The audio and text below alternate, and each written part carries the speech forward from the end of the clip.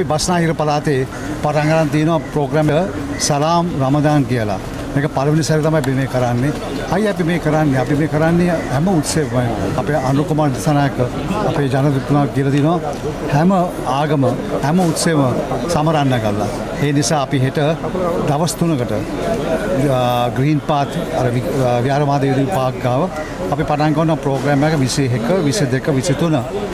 මේ ප්‍රෝග්‍රෑම් මොකද වෙන්නේ? අපි මුස්ලිම් සමාජයේ උගක් දක්ෂකම් තියෙනවා. එකක් තමයි අපේ කෑම. අපේ තියෙනවා බෝරා කමියුනිටි එකයි මේමන් කමියුනිටි එකයි මූවර්ස් කමියුනිටි එකයි මලේ කමියුනිටි.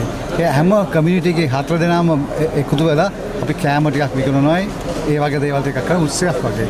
හොඳ දෙයක් කරන්න මිනිස්සු ඇවිල්ලා හැම පුරවසෙට අපි අනගානවා ඇවිල්ලා අපේ රම්සාන් එක සමරන්න මේ දවස් තුනේ. බොහොම ස්තුතියි.